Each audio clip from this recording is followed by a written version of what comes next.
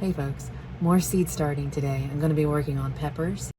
All right, so I am a bit of a pepper fanatic. Peppers take a long time to germinate, and I find that they do much better with heat, and so I'll be placing them on this heat mat. And I don't have a thermostat. You can get them where you can adjust the temperature precisely, but this seems to work really well for peppers. I think it averages, about 10 degrees Fahrenheit above ambient air temperature. And so I'll do this just until they germinate, and then I'll take them off of the heat. And so I've got my tray here, and then I also have my potting mix that I'll be using.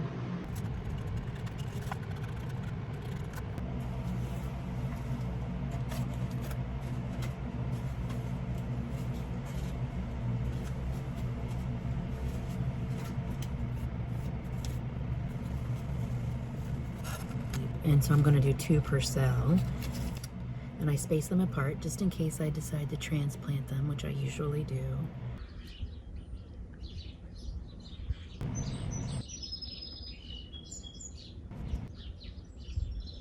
And so the main reason I do this assembly line style is so that I know which cells I've placed seeds into. So again, all I'm going to do is barely push these below the surface and cover them up. I could add more to the top as well, but I just find this a little bit easier. That way I can account for every seed and make sure that it's in there. Planning on the greenhouse this year, so I am really hoping that comes to fruition. And then my usual layer of vermiculite. It does help retain a little bit more moisture for germination and helps prevent algae from growing on the surface. 7 to 10 days to germinate, even with heat.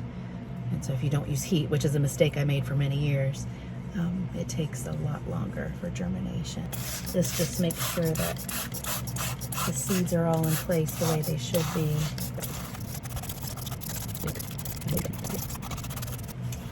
And then just place a humidity dome to keep everything slightly damp until it germinates.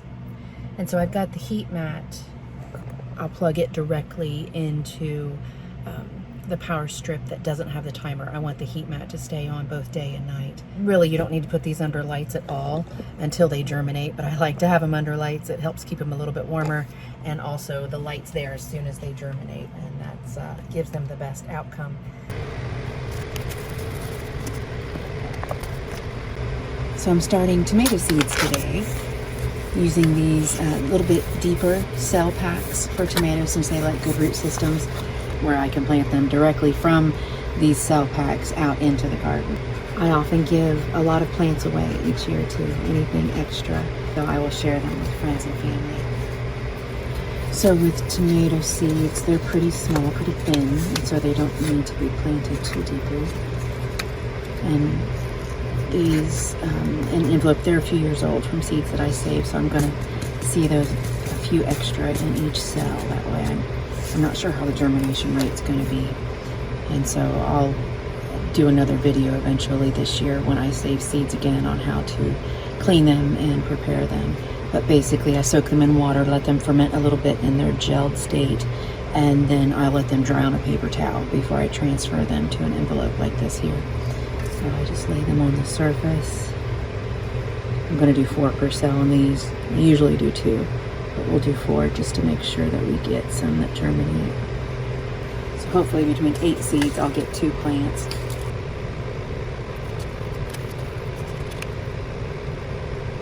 And I space them out just in case I transplant, which I usually do. And then I'll wait till I get the whole tray done, and I'll give everything a spritz, and then I'll bottom water the whole tray to make sure there's plenty of moisture before I put the humidity dome on.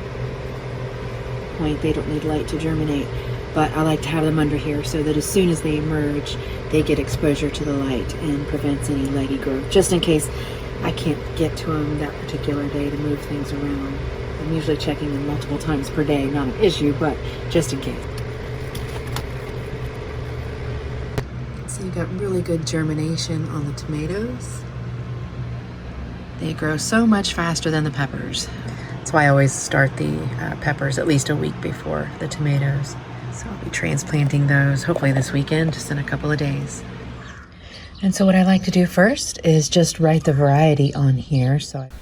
Now the goal here is to thin the plants down to 1 seedling per cell.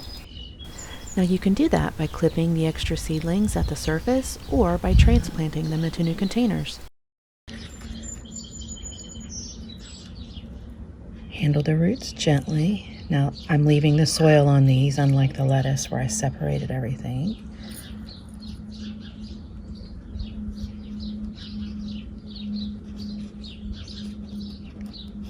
Now peppers, you do want to go about the same depth that they were to begin with, and then I just center this one back up.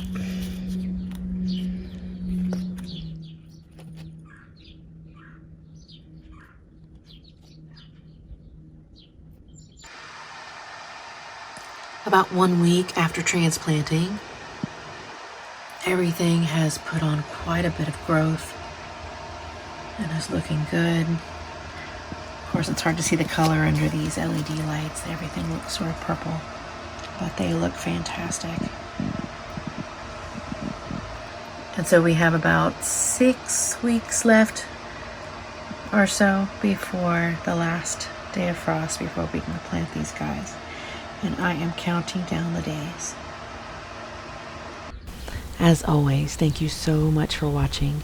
I really hope you enjoyed the video, and I'll see you next time.